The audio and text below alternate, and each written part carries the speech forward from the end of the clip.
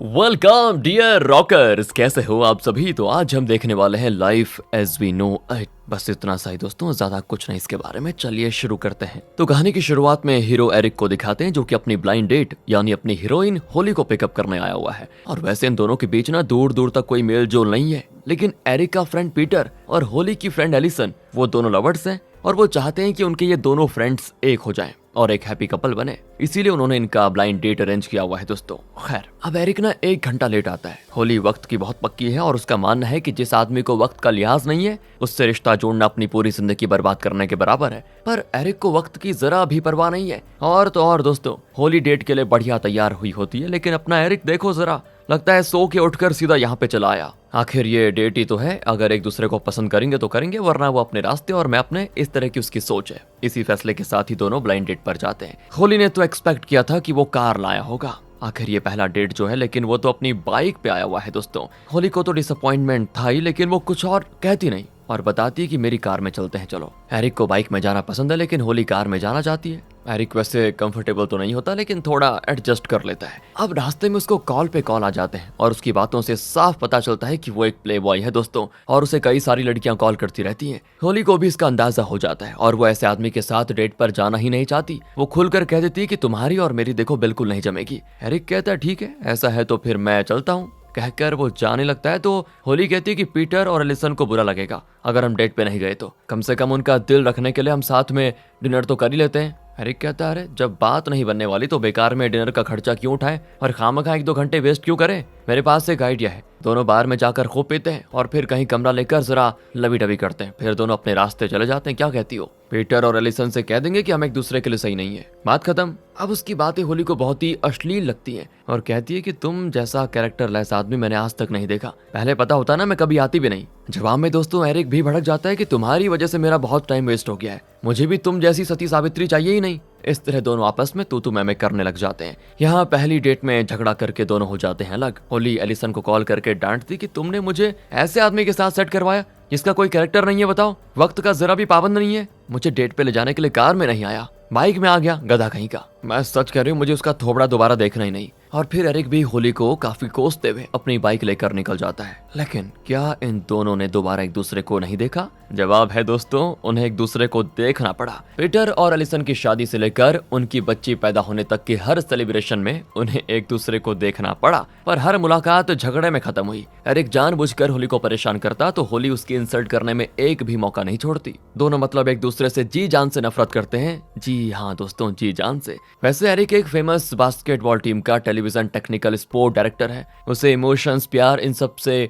कोई लेना देना नहीं है। वो अपनी दुनिया में मस्त रहता है, पार्टीज करना, गर्लफ्रेंड्स के साथ टाइम पास करना, इसी में वो खुश है दोस्तों। वो अपने करियर में एक अच्छी पोजीशन पर पहुंचना चाहता है और लाइफ में कभी शादी नहीं करना चाहता, यही है उसका लाइफ का गोल। दूसरी ओर होली अपनी एक बेकरी चलाती है और वो अपनी कई सारी ब्रांचेस खोलना चाहती है और अपने बिजनेस को बढ़ाना उसका एम्बिशन है दोस्तों। वो एक अच्छे जिम्मेदार आदमी से शादी करके अपना परिवार बसाना चाहती है। एरिक के साथ तो उसकी बनी नहीं, लेकिन कुछ दिनों से उसकी बेकरी में सैम नाम का एक कस्टमर आता रहता है। दिखने में बड़ा हैंडसम लगता है होली को और उसकी बातों से पता चलता है कि वो भी बहुत ही जिम्मेदार और केयरिंग इंसान है। इस तरह होली उसे बहुत ही पसंद करती है। वो भी होली से बहुत ही अच्छे से पेश आता है। पता नहीं उसे होली पसंद है या नहीं, लेकिन लगता तो है दोस्तों। इस तरह दिन बीत रहे होते हैं। अब एक दिन की बात है, होली को पुलिस स्टेशन से कॉल आता है। वो तुरंत वहां जाती है तो पता चलता है कि एलिसन और पीटर कार एक्सीडेंट में मारे गए। खुशकिस्मती से वो अपनी बच्ची को घर पर एक बेबी सिटर के पास छोड़ गए थे। होली तो एकदम से टूट जाती क्योंकि एलिसन उसकी बचपन की दोस्त है और कई सालों से दोनों बहुत ही क्लोज फ्रेंड्स थी। एरिक भी आ जाता है। पीटर और एरिक की दोस्ती भी कई साल पुरानी है दोस्तों, दोनों बेस्ट फ्रेंड्स थे।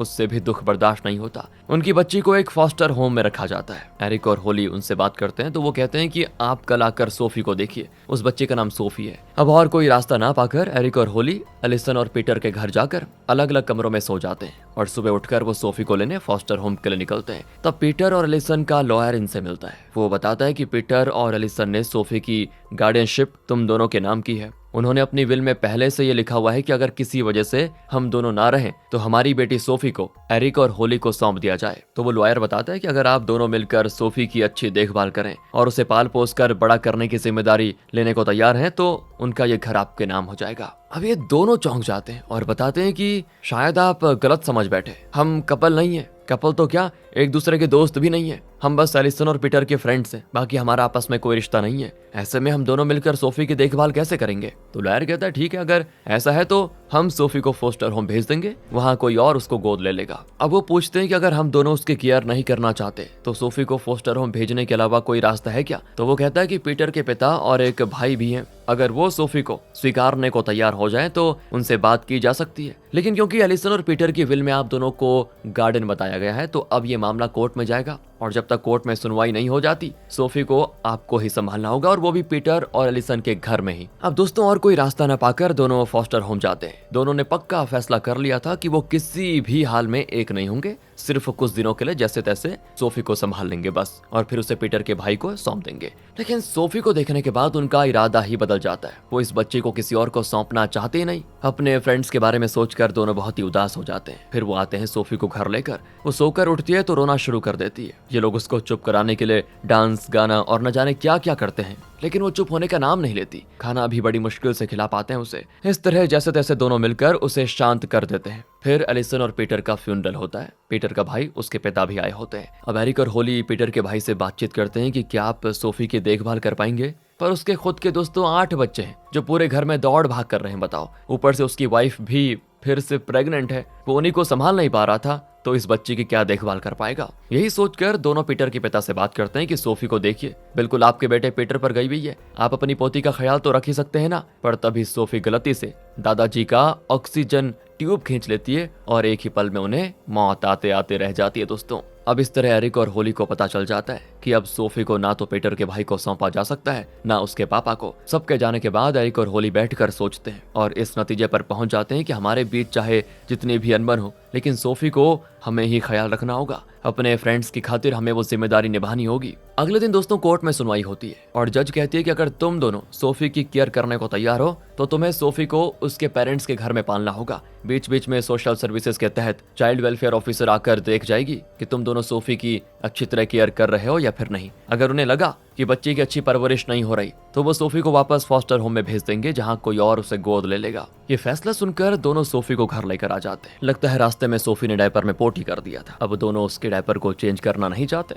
क्योंकि काफी बदबू आ रही होती है। इतने में डोरबेल बजती है तो एरिक चालाकी से दरवाजा खोलने के लिए नीचे भागा आता है। होली को मजबूरन सोफी का डायपर चेंज करना ही पड़ जाता है दोस्तों, और फिर वो नीचे आती है तो पता चलता है कि पड़ोस के लोग खाना लेकर आए हुए हैं, क्योंकि ये लोग इस घर में नए जो आए हैं। अब उनके कहने के बाद होली रियलाइज करती है कि मेरे मुंह पे गंदगी लग गई है बच्ची को साफ करते करते। पहले दिन सोफी की देखभाल करने में इनका ये हाल हो गया है। फिर होली मुंह धोकर आती है और सभी मिलकर खाना खाते हैं। तब एक औरत इनको बच्चे पालने के कुछ तरीके बताती है। वो कहती है मेरे 2 बच्चे, उन्हें पाल पोस कर बड़ा करते करते मेरी हवा निकल गई। ये सुनकर तो ये दोनों और घबरा जाते हैं। फिर दोनों मिलकर एक बढ़िया सा टाइम टेबल बनाते हैं कि किस दिन कौन सोफी की देखभाल करेगा, घर के काम कौन करेगा, उसको साफ कौन करेगा, कौन नहलाएगा, कौन खाना खिलाएगा, वगैरह वगैरह। इतनी प्लानिंग के बावजूद घर का हाल बेहाल हो रखा है दोस्तों। और तो और जब एरिक घर पे नहीं होता तो होली चुपके से टाइम टेबल बदल देती है जिससे कि एरिक को ज्यादा काम करना पड़े, और जब होली नहीं होती तो एरिक भी चोरी से टाइम टेबल पर होली का काम बढ़ा देता है। इस तरह सोफी की देखभाल में ये दोनों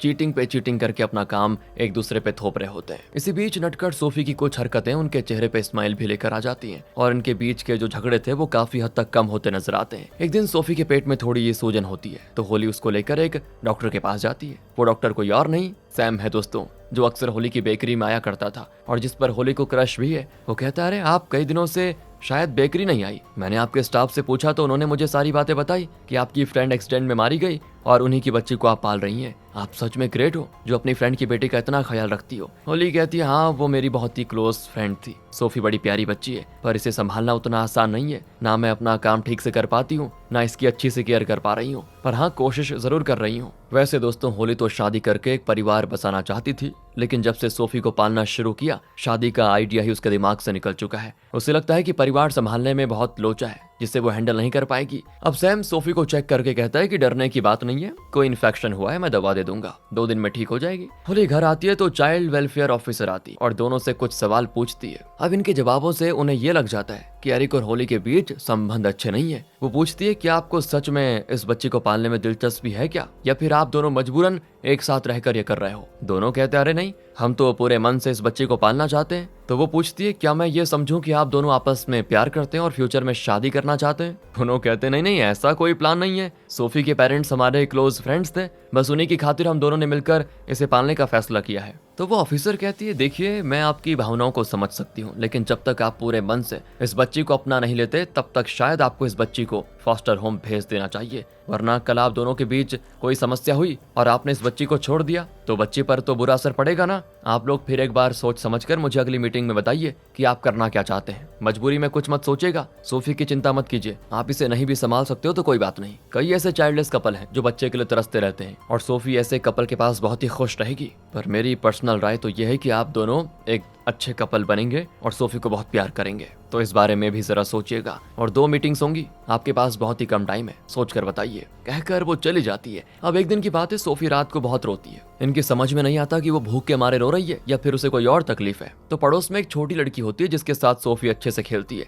तो ये लोग उसको बुला लेते हैं और वो बड़े प्यार से सोफी को शांत करवाती है। वैसे दोस्तों, एरिक और होली अक्सर इस लड़की को बेबी सिटिंग के लिए बुलाते हैं। जाते वक्त एरिक उस लड़की को थोड़े पैसे भी दे देता है, वो भी लेकर चली जाती है। लेकिन जैसे ही वो बाहर जाती तभी सोफी फिर से रोने लगती है। अब दोबारा तो उस लड़की को बुला नहीं सकते, तो ये दोनों सोफी को रात भर कार में लेकर घूमते रहते हैं। तब जाकर वो चुप रहती है। रात भर ड्राइव करके एरिक थक चुका होता है। अब अगले दिन उसको एक बहुत बड़ा ऑफर मिलता है जिसमें उसको एक बहुत बड़े मैच का टेलीकास्ट डायरेक्शन करना होता है। एरिक बड़ा खुश भी होता है कि उसका सपना पूरा होने वाला है, क्योंकि ये बहुत ही बड़ा ऑफर है। पर आज सोफी को संभालने की बारी होती है एरिक की, तो वो होली से विनती करता है कि प्लीज आज एक दिन तुम उसको देख लो, कल और परसों मैं देख लूंगा। लेकिन वो कहती है, आज मुझे एक इवेंट में जाना है जहां मैंने केटरिंग का कॉन्ट्रैक्ट लिया है, आज मैं घर नहीं रह सकती प्लीज। फिर एरिक अपने फ्रेंड्स को मदद के लिए बुलाता है, लेकिन कोई भी आने को तैयार नहीं होता। आखिर में एरिक का एक ड्राइवर फ्रेंड आ जाता है। एरिक उसकी टैक्सी में सोफी को भी लेकर ऑफिस आ जाता है। सोफी तो रास्ते में ही सो गई थी। एरिक कहता है कि मैच खत्म होने तक तुम प्लीज इसे देख लो यार, फिर मैं आ जाऊंगा। पहले तो वो ड्राइवर मना करता है, लेकिन एरिक भीख मांगता है कि प्लीज यार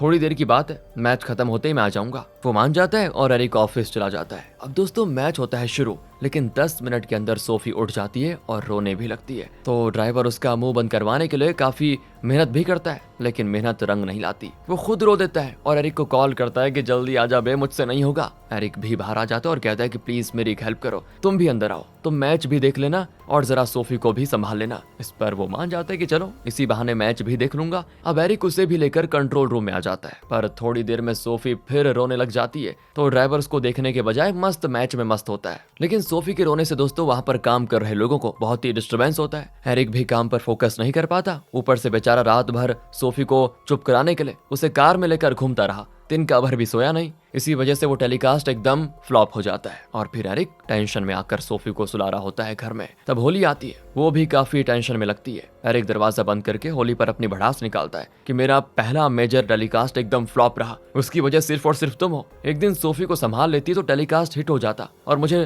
तरक्की मिल गई होती आज। तो बस दोस्तों, होली भी अपने हिस्से का सुनाती है कि करियर सिर्फ तुम्हारा खराब हुआ है क्या, मैं भी तो अपना काम नहीं कर पा रही हूँ, दिन रात इस बच्ची की देखरेख में निकला जा रहा है। इस तरह दोनों ही बच्ची को लेकर झगड़ते रहते हैं कि इसकी वजह से हम काम नहीं कर पा रहे। अब दोनों को दोस्तों अपने फ्रेंड्स एलिसन और पीटर पर गुस्सा आता है कि क्या मुसीबत छोड़ गए हमारे लिए। एरिक टेंशन में अपनी बाइक में निकल जाता है और एक जगह बहुत रोता है जाकर। वैसे नॉर्मली तो एरिक के अंदर इमोशन नाम की कोई चीज नहीं है, लेकिन अब वो बहुत ही इमोशनल होकर रोता है। उसे बहुत बुरा लग जाता है कि उसने गुस्से में अपने क्लोज फ्रेंड के बारे में ऐसा कह दिया। पीटर ने एरिक की कई तरह मदद की थी, अगर पीटर ना होता तो शायद एरिक लाइफ में कभी इतनी आगे नहीं बढ़ पाता। उसने अपनी बेटी की जिम्मेदारी मुझे सौंपी और मैंने उसके लिए ऐसे शब्द कह दिए। इस तरह वो अपने को कोस रहा होता है, उसे अपनी गलती का एहसास हो जाता है और वो शांत होकर फिर लौटता है घर। इसी बीच होली भी रियलाइज करती है कि उसने अपनी क्लोज फ्रेंड की बच्ची को बोझ समझा, उसे अपने किए पे पछतावा होता है। वो भी परेशान हो जाती है और अपनी एलिसन और पीटर की एक वीडियो देखती है। तब एरिक आकर उसे पास बैठाता है और कहता है कि हमें अपने फ्रेंड्स के बारे में ऐसी बातें नहीं करनी चाहिए थी। उन्हें हम पर इतना विश्वास था कि जीते जी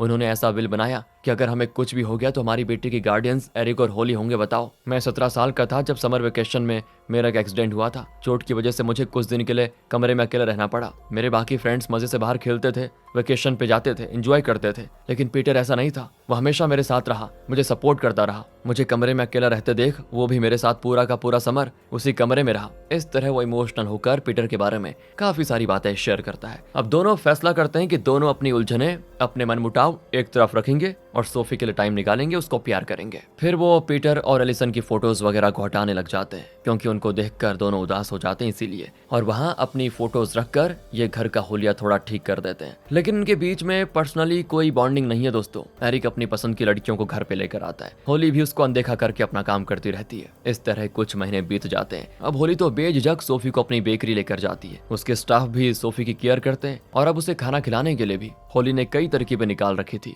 मतलब उसको दिक्कत नहीं होती खाना खिलाने में। सोफी अब चलने भी लग जाती है, यहाँ वहाँ भागती भी है और ये लोग उसके पीछे पीछे लगे रहते हैं। घर पर उसके साथ खेलना, मस्ती करना, इन चीजों में अब इनका मन लगने लगता है। शुरू में जो बच्ची इनको बोझ लगी अब वो इनकी खुशी का एक कारण बन चुकी है दोस्तों, मुख्य कारण। तो एक दिन सोफी को लेकर सुपरमार्केट जाते हैं दोनों। वहाँ सैम आता है और होली एरिक को उससे मिलवाती है। सैम को लगता है कि इन दोनों के बीच शायद प्यार है, लेकिन इस बात से दोनों साफ इंकार करते हुए कहते हैं कि हम तो बस अपने फ्रेंड्स की बेटी के लिए एक हुए हैं, हमारे बीच ऐसी कोई इमोशनल बॉन्डिंग नहीं है। अब एरिक होली और सैम को अकेला छोड़कर चला जाता है। अब सैम को यकीन हो जाता है कि एरिक और होली के बीच कोई रिलेशनशिप नहीं है, इसीलिए वो होली को डिनर पे बुलाता है। अब दोस्तों सैम होली का क्रश था, लेकिन अब वो सैम के बारे में ऐसा फील करती है या नहीं ये तो नहीं पता, लेकिन महज डिनर की तो बात है, यही सोचकर वो मान जाती है। अगले दिन दोनों डिनर के लिए मिलते हैं। सैम की शादी हो चुकी थी लेकिन अब उसका डिवोर्स हो चुका है। असल में वो होली को चाहता है और उससे शादी करना चाहता है। इस बारे में वो बात छेड़ने लग जाता है कि होली को आता है कॉल। एरिक कॉल करके कहता है कि तुम प्लीज सैम को फोन दो। वो भी सैम को फोन देती है। तो एरिक कहता है कि सोफी को तेज बुखार है डॉक्टर,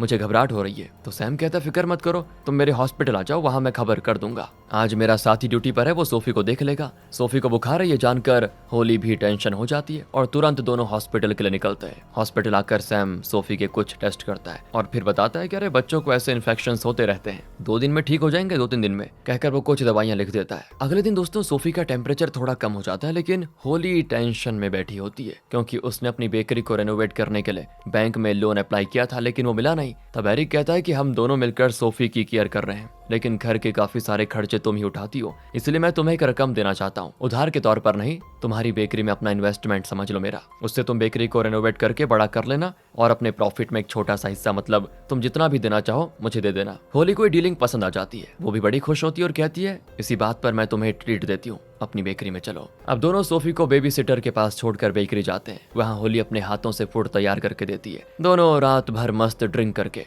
बातें करते हैं और बातों ही बातों में इस तरह दोनों का कनेक्शन हो जाता है। लगता है दोस्तों बॉन्डिंग हो चुकी है। फिर होली पूछती है क्या तुम मुझे बाइक चलाना सिखाओगे? अरे कहते हैं हाँ सिखा सकता हूँ, लेकिन होली अचानक से एक्सेलरेटर को इतना तेज दबा देती है कि बाइक आगे निकल जाती है और एक बस के नीचे आकर उसकी चटनी बन जाती है और वो एकदम से घबरा जाती है, ये मैंने क्या कर दिया, अब पता नहीं यारी क्या कहेगा। वो बार बार माफी मांगती कि तभी एरिक कहता है कोई बात नहीं, बाइक की तो है, दूसरी आ जाएगी, तुम सही सलामत हो यही काफी है। इस तरह वो बड़े प्यार से बात करता है। होली को भी लगता है कि ये मेरी केयर करता है, बढ़िया है। फिर घर आकर वो बेबी सिटर को पैसे देकर भेज देते हैं, लेकिन वो जाते जाते ये कह जाती है कि आप दोनों बहुत प्यारे कपल लगते हो पता है। और दोस्तों लगता है बस उसके कहने की ही कमी रह गई थी, क्योंकि उसके जाने के बाद होली और एरिक के बीच रोमांस शुरू हो जाता है। दोनों इंटीमेट होते हैं। अगले दिन से इनका रोमांस भी चलता है और साथ मिलकर कुक करना, सोफी की देखभाल करना, ये सब बहुत ही बढ़िया हो जाता है। लगता है जैसे टॉम एंड जेरी के बीच प्यार हो गया है दोस्तों। दोनों बहुत ही खुश होते हैं और तब चाइल्ड वेलफेयर ऑफिसर आती है। इस बार भी वो पूछती है कि क्या तुम दोनों का शादी का कोई इरादा है, क्या तुम सोफी को गोद लेकर पालना चाहोगे। इनके बीच दोस्तों प्यार जरूर हुआ है, लेकिन शादी के बारे में इन्होंने सोचा नहीं और ना ही ये लोग श्योर हैं कि फ्यूचर में भी दोनों साथ रहेंगे या फिर नहीं। ये जानकर ऑफिसर कहती है ये सोफी की लाइफ का सवाल है, अगली मीटिंग से पहले या तो आप दोनों को एंगेजमेंट कर लेना होगा और मुझे यकीन दिलाना होगा कि तुम इसके पेरेंट्स बनोगे, वरना इसे हम किसी और को गोद दे देंगे। इस तरह वो जरा वॉर्न करके चली जाती है। ऐसे में दोस्तों एरिक को प्रमोशन मिलता है और उसका बॉस कहता है कि फिनिक्स में जो हमारे चैनल का ऑफिसर है वहां तुम्हें डायरेक्टोरियल हेड के तौर पर प्रमोट किया गया है, तुम्हें वहां जाकर काम संभालना होगा। और दोस्तों ये एरिक का सपना था और अब वो सच होने वाला है, लेकिन वो होली को इस बारे में नहीं बताता। फिर लेबर डे के सेलिब्रेशन में सभी फैंसी कॉस्ट्यूम्स पहनकर एंजॉय कर रहे होते हैं और तब एरिक का एक फ्रेंड आकर उसे प्रमोशन के लिए बधाई देता है और कहता है कि फिनिक्स जाने से पहले एक बार मुझसे मिल लेना। अब उसके जाने के बाद होली पूछती ये तुम्हें किस बात की बधाई दे रहा था और फिनिक्स जाने के बारे में क्या कह रहा था ये। तब जाकर एरिक उसे सच बता देता है। होली को गुस्सा भी आता है और फिर पूछती है क्या तुम जाने वाले हो, वो भी मुझे और सोफी को छोड़कर। एरिक कहता है हाँ ये मेरा एम्बिशन है, मैं तो जाऊंगा ही। तो होली गुस्से में सोफी को लेकर वहां से जाने लग जाती है। एरिक उसे समझाने की कोशिश करता है, लेकिन वो कहती है तुम मजाक कर रहे हो ना, तुम हमें छोड़कर नहीं जा सकते, जरूर हमें भी साथ लेकर जाओगे ना? इस तरह बहुत इनोसेंटली पूछती है, लेकिन एरिक कहता है तुम दोनों को लेकर जाने के बारे में मैंने सोचा भी नहीं। होली तो भड़क जाती है दोस्तों कि अब आ गए ना तुम अपनी औकात पर, ना तुम्हें कभी मेरी चिंता थी ना ही सोफी की, तुम्हें बस अपनी ही पड़ी है। एरिक कहता है देखो अगर ऐसा होता ना तो क्या मैं इतने दिन तक एक ही घर में तुम्हारे साथ रहता? क्या नहीं ना? क्या दिन रात सोफी की देखभाल करता? नहीं ना? अगर तुम्हारी फिक्र नहीं होती तो तुम्हारी बेकरी में इन्वेस्ट क्यों करता? तो होली कहती मैंने तुमसे कोई भीख नहीं मांगी थी, तुमने खुद इन्वेस्ट करने की बात कही, इसलिए मैं मान गई थी, और प्रॉफिट में तुम्हें शेयर भी तो देने की बात हुई थी। दोस्तों जब बहस हद पार कर जाती है तो होली कह देती है तुम्हें जहाँ जाना है जाओ, मैं अकेले सोफी की देखभाल कर लूंगी और बेकरी भी संभाल लूंगी। कहकर वो घर आकर अकेली बैठी फूट फूट कर रोती है। उसे लगता है जैसे एरिक ने जो उससे प्यार की बातें की, उसके बारे में केयर किया, वो सब झूठा था। अगले सीन में दोस्तों एरिक फिनिक्स में होता है, वो काम में बिजी होता है, लेकिन रात को घर पर जब वो टीवी पर कार्टून वगैरह देखता है तो उसे होली और सोफी की याद आ जाती है। वो उन दोनों को बहुत ही मिस करता है। उसे लगता है शायद उन्हें छोड़कर यहाँ आकर बसना उसकी बहुत बड़ी गलती है। उदास होकर वो ड्रिंक करने लगता है। यहाँ होली अकेले ही सोफी को संभालती है, लेकिन उसे एरिक की बहुत याद आती है क्योंकि दोनों हमेशा साथ मिलकर सोफी को देखते थे। और इसी बीच दोस्तों सैम होली के साथ क्लोज होने लग जाता है। वो अक्सर घर आता है और दोनों बाहर घूमने भी जाते हैं। होली खुश दिखती है, लेकिन वो एरिक को भुला नहीं पाती। एरिक से भी वहाँ रहा नहीं जाता और होली और सोफी को देखने वो वापस आ जाता है और होली की बेकरी पहुंच जाता है सीधे। तो होली किसी कस्टमर से हंसकर बात कर रही होती है, जिसको देखकर एरिक को लगता है कि शायद वो मुझे भूलकर मूव ऑन कर चुकी है। और तब एरिक को देखकर सोफी रोती भी उसके पास भागी चली आती है। एरिक उसे उठाकर प्यार करने लगता है। होली भी काफी कैजुअली बात करती है। लगता नहीं कि वो एरिक से दूर होकर दुखी है दोस्तों, ऐसा एरिक को लगता है। और एरिक के इन्वेस्टमेंट से होली ने जो बेकरी को थोड़ा रीअरेंज किया था, रेनोवेट किया था, वो अब उसने हटा दिया और बेकरी को पहले जैसा बना दिया। एरिक पूछता है तो वो कहती है तुम तो चले गए थे, तो मैंने सोचा कि ये पहले जैसा रहेगा तो मैं और कंफर्टेबल फील कर पाऊंगी। वैसे बेकरी अच्छी चल रही है, मैंने और सैम ने घर पर थैंक्सगिविंग की पार्टी रखी हुई है, तुम भी जरूर आना। और अब एरिक रियलाइज करता है कि सैम और होली उस घर में मतलब साथ रह रहे हैं, इसीलिए होली में ऐसा बदलाव आ चुका है कि मुझे भूल चुकी है वो। अगले दिन एरिक एक वाइन बॉटल लेकर थैंक्सगिविंग पार्टी में शामिल हो जाता है और तब पड़ोसी एरिक से उसके काम के बारे में पूछते हैं और बताते हैं कि होली इस घर को बेचकर सोफी को लेकर कहीं और जाने वाली है। तो एरिक गुस्से में किचन में जाता है जहाँ होली अकेली होती है। वो पूछता है तुम घर को बेचने वाली हो क्या? वो भी कहती हाँ, इस बड़े घर का मेंटेनेंस मैं कर नहीं पाती, खर्चा बहुत होता है। तो एरिक कहता है कि मेंटेनेंस का आधा पैसा मैं दे दिया करूंगा, पर तुम इस घर को बेच नहीं सकती। पीटर और एलिसन ने विल में लिखा था कि उनकी बेटी की परवरिश इसी घर में होनी चाहिए। बस दोस्तों ये सुनकर होली के अंदर की ज्वालामुखी फट जाती है और वो कहती है अच्छा तो तुम्हें याद था, जब ये सब याद था तो ये भी याद होगा कि पीटर और एलिसन ये भी चाहते थे कि हम दोनों मिलकर उनकी बेटी की परवरिश करें। जब तुम हमें छोड़कर फिनिक्स भाग गए तो तब याद नहीं था क्या तुम्हें? जब मैं पहली बार तुमसे मिली तो मैंने फैसला कर लिया था कि तुम जैसे आदमी से दोबारा कभी नहीं मिलना चाहती, लेकिन क्या करूं किस्मत में कुछ और ही लिखा हुआ था। मैं तुमसे जितना दूर हो जाने की कोशिश करती रही, किस्मत ने हर बार मुझे तुम्हारे उतने ही करीब लाकर खड़ा कर दिया और आखिर में मेरी बदकिस्मती थी कि मुझे तुमसे प्यार हो गया। इनकी बातें दोस्तों कुछ दूर पर खड़े पड़ोसी और सैम भी सुन लेता है। एरिक कहता है अच्छा तो तुम्हें मुझसे प्यार हो गया, फिर तुमने इतनी आसानी से किसी और को अपना साथी कैसे बना लिया? दरअसल दोस्तों वो सैम के बारे में बात कर रहा था। तो क्या वो सब झूठ था? देखो होली, अगर मैं तुमसे प्यार नहीं करता ना तो तुम्हें देखने में इतनी दूर नहीं आता। मैं काम के लिए वहां गया था, मैंने कभी ये तो नहीं कहा कि मैं तुमसे प्यार नहीं करता। और आज सुन लो, मैं तुमसे बहुत प्यार करता हूँ और तुम्हारे बिना लाइफ में कुछ नहीं है मेरा। और होली भी दोस्तों एरिक से ही प्यार करती है, लेकिन इतने दिन उससे अलग रहकर होली जो रोई है, जो तड़पी है, वो उसे याद आ जाता है और वो कहती है कि तुम्हारे साथ बहस करने की मुझ में ताकत नहीं बची। कहकर वो मुंह मोड़ लेती है। एरिक कहता है ठीक है, अगर तुम्हारा यही फैसला है तो मैं तुम्हें और परेशान नहीं करूंगा, तुम रहो सैम के साथ खुश और सोफी का रख लेना ख्याल, मैं वापस कभी नहीं आऊंगा। कहकर वो चला जाता है और आखिर बार सोफी को प्यार करके अपने रास्ते चला जाता है। दोस्तों मेहमानों के जाने के बाद सैम होली से कहता है कि मुझे नहीं पता था कि तुम एरिक से प्यार करती हो, वरना मैं तुम्हारी लाइफ में कभी इस तरह आता नहीं। तो होली भी कहती है कि सच कहूं तो मुझे तुम बहुत ही पसंद थे, तुम पर क्रश था मेरा। एरिक से तो मैं नफरत करती थी, लेकिन सोफी की देखभाल करते करते मेरे और एरिक के बीच ऐसी अंडरस्टैंडिंग आ गई थी कि मैं उसको चाहने लगी। अब उसके अलावा और किसी के बारे में मैं सोच भी नहीं पाती। तुम झूठी उम्मीद देने के लिए मुझे माफ कर दो। सैम अपना बड़प्पन जाहिर करते हुए कहता है कि सोफी का ख्याल रखना और मुझे उम्मीद है कि तुम्हारा प्यार तुम्हें जरूर मिलेगा। कहकर बेचारा चला जाता है थोड़ा उदास होकर। दूसरी ओर एरिक फिनिक्स जाने के लिए एयरपोर्ट पहुंच जाता है। घर पर आखिरी मीटिंग के लिए चाइल्ड वेलफेयर ऑफिसर आ जाती है। तो होली उसे बताती है कि मैंने और एरिक ने मिलकर ये फैसला किया है कि हम अपने करियर पर ध्यान देंगे। इसलिए वो तो फिनिक्स चला गया जहाँ उसे एक बहुत ही बड़ी पोजीशन मिली है और मैंने फैसला किया है कि मैं यहीं पर अपनी बेकरी चलाते हुए सोफी सोफी की परवरिश करूंगी। इसे मैं गोद लेना चाहती हूँ और एक सिंगल पेरेंट के तौर पर इसे बड़ा करूंगी। अगर फ्यूचर में मैंने शादी की भी तो ऐसे इंसान से करूंगी जो सोफी को अपनी बेटी स्वीकार करे। इस तरह बात करते हुए वो मुड़कर एरिक और सोफी के साथ क्लिक की हुई फोटोज को एक नजर देखती है और अचानक से उसको अजीब सा खालीपन फील होता है। वो कहती प्लीज मुझे माफ कीजिए लेकिन मुझे जल्दी एयरपोर्ट जाना होगा, मीटिंग बाद में करेंगे। कहकर वो जल्दी से अपनी कार में एयरपोर्ट के लिए निकल जाती है। रास्ते में ही वो एरिक को कॉल भी करती है लेकिन शायद एरिक ने कॉल पे ध्यान नहीं दिया था। वो बोर्डिंग एरिया में चला जाता है। असल में सिर्फ होली और सोफी ही नहीं बल्कि चाइल्ड वेलफेयर ऑफिसर भी कार में बैठी होती है। उसे पता चल गया था कि एरिक और होली प्यार करते हैं और एरिक से मिलने के लिए होली एयरपोर्ट जाना चाहती है, इसलिए वो भी बड़ी खुश होकर इनके साथ आ जाती है। होली बहुत तेज चलाकर एयरपोर्ट पहुंच जाती है। यहाँ एरिक को भी होली और सोफी की बहुत याद आती है। वो उन्हें छोड़कर जाना तो नहीं चाहता और उनकी पुरानी वीडियोस अपने फोन पे देख रहा होता है। तब एक पैसेंजर पूछती है कि अपने परिवार से दूर जा रहे हो क्या, तभी इतने इमोशनल हो। इसी बीच होली एयरपोर्ट के अंदर आती है और पता चलता है कि एरिक की फ्लाइट निकल चुकी है। एकदम मायूस होकर घर लौट आती है बेचारी। होली तो फिर भी चुप रहती है लेकिन उससे ज्यादा तो चाइल्ड वेलफेयर ऑफिसर दुख के मारे रोती है कि मैंने सोचा था कि तुम दोनों को गले मिलते देखूंगी, सच्चे प्यार को जीते हुए देखूंगी, लेकिन ऐसा कुछ हुआ नहीं। तो फिर होली उसको दिलासा देती है कि फिक्र मत कीजिए, या तो वो वापस आएगा